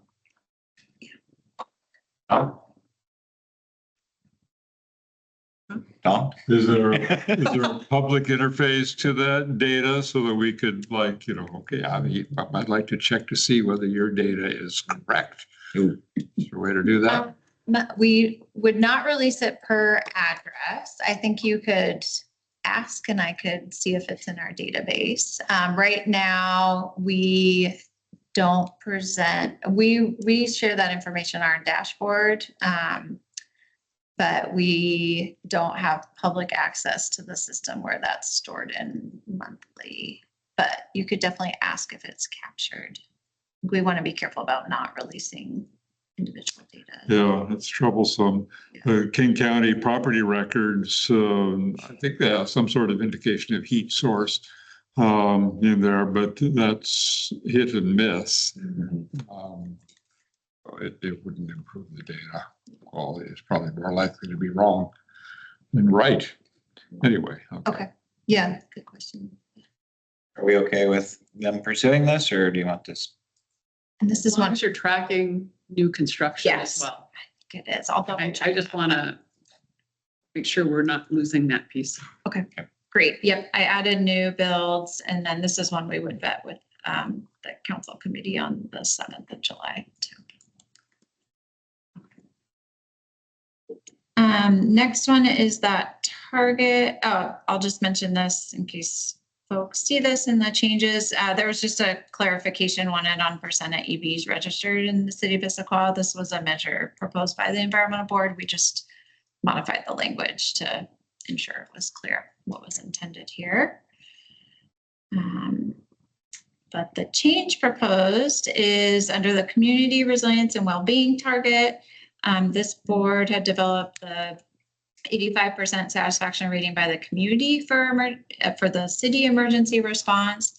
And then we also wanted something around individuals feeling prepared. So we had proposed 100% based on Deputy Council President Jang's concern of those that just will never say that they're prepared. David, I thought just keeping that moving that, adjusting that number to the same percent as the community-wide at 85%. And just one addition here is that for that specific target, we don't have a baseline. Correct. That is not so this is we're making a best judgment in this target for now. Yeah. So it'd be a new question asked in the survey. Any concerns adjusting that from 100 to 85? No concern. Thumbs up. Seeing thumbs. All right. Okay. Okay. Tommy, do you have a question? Yeah, thank you. So I don't want to like jump around through the ICAP, but I was curious, you know, in the implementation strategies or like implementation action sections, specifically under like, I don't know, a water and natural systems section, some of the, like the metrics for some of the resilience, community resilience actions, some of the metrics were described as like improving resilience. And I'm curious if that means, you know, if the measure of resilience for those actions is this survey. Yeah, I can speak to that a little bit. So what you're speaking to are some of our actions, mostly in the natural systems and the community well-being section, where our measurements are going to be less focused on kind of the quantitative measures that we were looking at above, right? Like numbers of heat pumps, bike lanes, things like that. And so some of those would be measured through these metrics or would be associated with these metrics when we're thinking about specifically how it's related to our community and individuals feeling prepared for climate emergencies in the city. Especially in natural systems, though, there are going to be a couple actions that are associated more with this kind of plan level goal of building climate resilience through our natural system, ecosystem level resilience as well, which is more of a qualitative kind of descriptive based assessment of whether or not we, in some cases, kind of whether or not we are kind of achieving the resilience that we want to see. Again, some of that is a little bit, some of the targets are more easily measured quantitatively, like through tree canopy or water conservation, things like that. But it's speaking to that there will be some kind of descriptive evaluation about whether or not we're reaching the goals of those actions or not. Does that help answer the question a little?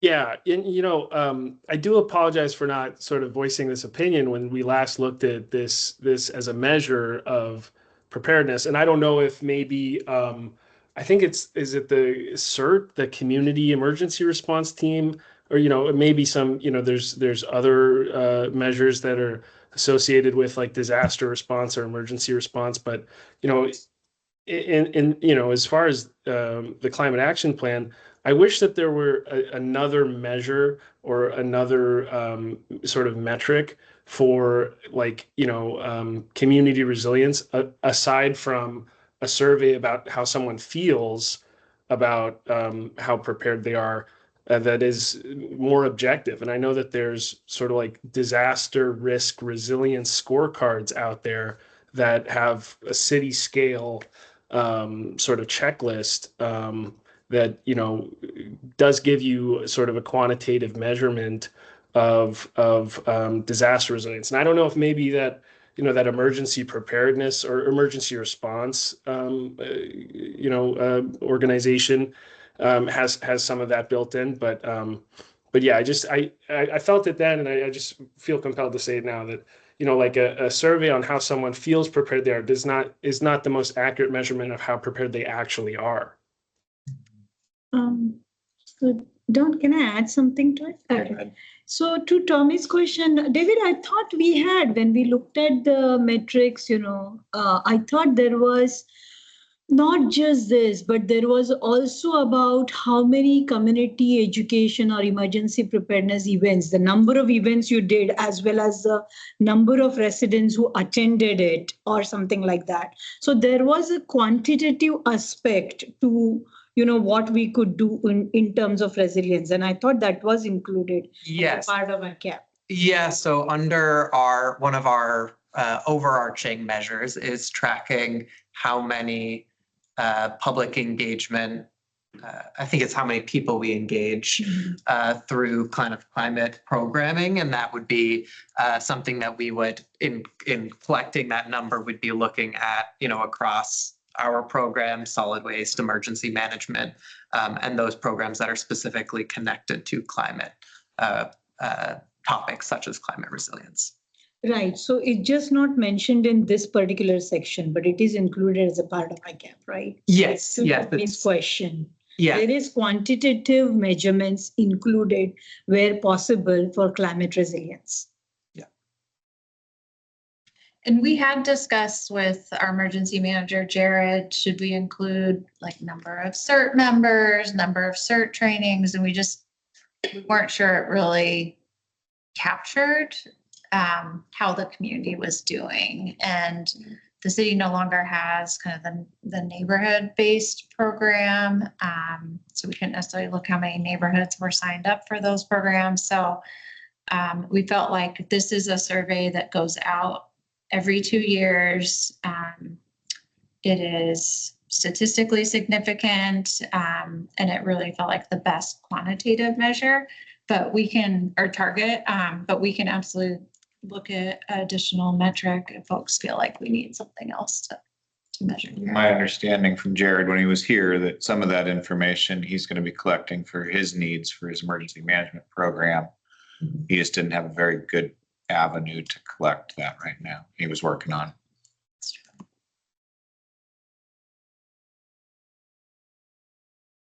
What's on how, do you want us to look at something else? We could also move forward without something right now, but we could consider adding a measure in the future. When's the next time we see this? Well, I meant in the future, like a couple of years from now or next year or another year. Tonight was planned as kind of our last touch point on this.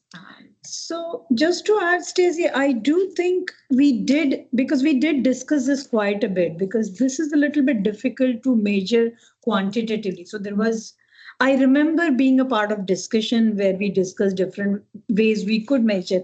And I'm pretty sure we do have some quantitative measures.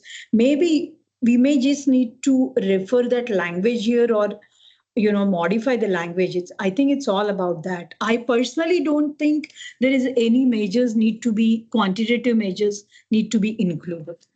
In addition, I mean. Keith?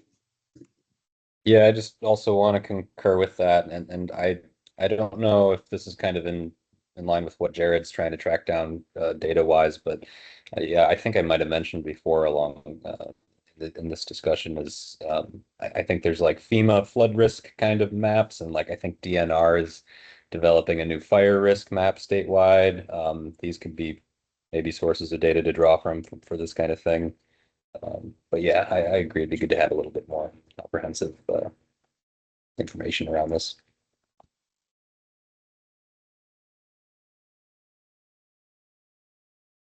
Well, maybe that's something, this isn't exactly getting to your point, Tommy, but with our reporting out on community member engagement, we could try and break out some of that information just to look at how, what types of programming community members are engaged in. And then we could work with Jared over the next year to see what kind of other quantitative reporting we might be able to do, or if there's any kind of scorecard for the city. Would that be satisfactory? Okay.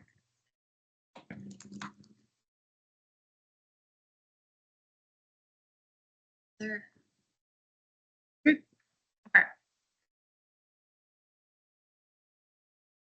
Okay. Add a note so we can capture that. And we can raise that with council as well on July 7th. If they have any suggestions. Okay, we have just two others. Please forgive me. Scroll down.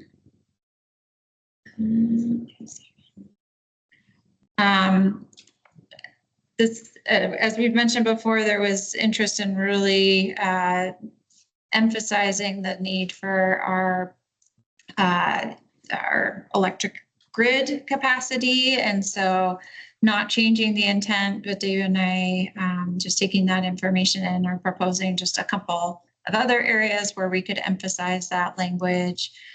One is in this 2.3 where we had advocacy, and then 3.1, which is around projects, and just adding in again that grid infrastructure, energy storage, making sure that that's called out more. in addition to the renewable energy projects. Any concerns about that? Okay. No question. Okay. Great. And then the last one. Again, same theme here. That interest in clean energy and storage. We wanted to just call out that specifically in the land use action that talks about looking at city codes and how to maybe streamline some of these projects a little bit more easier. And so we just called that out to see if that will help satisfy council's interests, where we would look at opportunities to more streamline that permitting process. Yeah, yes, please. Okay. I have a Sri? Yeah. question. I was looking at this one earlier today. We can sidebar this for later. I don't want to derail this review.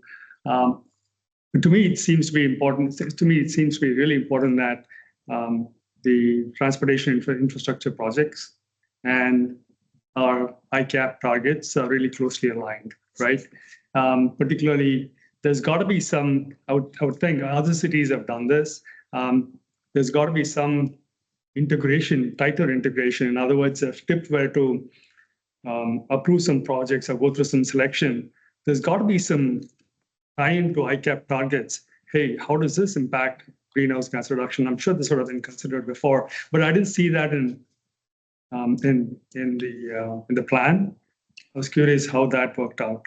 Yeah, that's a great point. And I think we can talk about this a bit more. So one of the projects that David worked on a lot last year with the board was updating our sustainable building and infrastructure policy. So you're not seeing it in here because that is done. I think we have some language around implementation and staff training, but we are piloting a couple projects now where we would be looking towards criteria for sustainable infrastructure certification. We likely won't get those projects certified, but we're at least applying the criteria and seeing how they do. And then that is something that our hope would be, based on those pilot projects, we could apply going forward. But it would consider the environmental impacts of those projects, the greenhouse gas emissions associated with those projects, et cetera. So that is one way we're looking at kind of bringing that lens to the projects and make sure that project managers working on whether it's transportation or other infrastructure projects are considering those sustainable impacts. Is that a little bit? Yeah, happy to talk about that some more. We can talk later. Thank you. There's also our capital improvement plan process, where we did add a new environmental climate criteria a couple of years ago. This board really influenced. That needs to be revisited and revamped, which we'll go through that process next year and probably bring that to you all. It'll come early this year, this time though. Just like point that out. Yes. Those were the specific changes. Any of the additional changes you may have seen that I scrolled through were very, very minor, but we will make sure that you all have this copy as it goes out to the council committee. Recognizing we're over time, but we did want to see if there were any other changes that you all wanted to make sure were proposed this evening before we bring this back to the council committee in July. I just want to commend the staff on their efforts on this. As someone who helped participate in the original climate action plan, I think Tom is, I don't know who else was here when we passed it. Tom was on the board. Anybody else? That's a big improvement. Were you part of it too? I can't remember who was all here. Were you part of it? No, I just think it's a big improvement. And I think you guys have done a heroic effort, and I want to congratulate you on your efforts. And hopefully we will see success and budget to implement. There you go. Thank you. Thank you. One question for the board before we adjourn real quick. Are we okay having Stacy just voice her opinion that we recommend adoption, or do we want a formal letter to council like we've done in the past for other things? I think we need a formal letter. This is a big deal. You do want a letter? Okay. I think it's a big enough deal that we should. Okay, Stacy, you got Very positive. sorry. That's okay. Yeah, we have that very simple recommendation report that went out in the packet, but I am happy to write a letter. So we can, typically what we've done for new members of the board is I'll draft a letter. Dawn and Alex will review it. We'll send it out to the board. We'll give folks, we have a little bit of time, I think before July 7th, we'd want your feedback on it. So we'll give you a few days for feedback. You'll want to reply directly to me because we can't start an email conversation amongst the board. So if you have feedback, please send it directly to me. I will work on revisions and send it to Dawn and Alex for approval. That's how we've done it. So if there are substantial revisions, we'll send out a new version for approval. So do a bit of an email approval. Yeah. Great. So we'll plan to draft that in the next week or so and get that out, and we'll need it finalized the week around by the 30th, I think is when we would need it for that committee meeting. Okay. Yeah, and just thank you. We have been talking about the ICAP for 14 plus months. I think I haven't counted up all the meetings yet, so really, really appreciate all the input. You all have had great influence on this, and I think we're really happy with it. Council is really happy with it. The departments are very happy with it. So great work. Great work. Great work. Good. Given that we're over time, can you just send out the work plan? Work plan is in the packet. Okay. And then just our last two things. Next week, we launch the e-bike rebate goes live. We'll be having a try and apply event the following week that Katie has been working on. We can send out a flyer for that. We are also doing our clean air giveaway, which is our van and filter. We'll have an event at the Circle for pickup for folks that have applied and been approved. They'll pick it up next Wednesday, and then Saturday there's an event at the senior center for pickups. So we can send out more information about both of those. And then last thing I was going to mention is July, we are going to do a field trip with Dan. Dan's going to take us to Tradition Plateau, talk about forest management and wildfire there. So Is that on our July meeting date? that would be on our July meeting date. So we'll just move that to a field trip. Of course, folks Same time. can't attend. Yeah, we'll make it a little bit more optional if folks want a break, or you can come and walk around in the woods with Dan, which is very fun to do. So. Okay. All right. Thank you. That meeting is adjourned. Thank you. Thank you.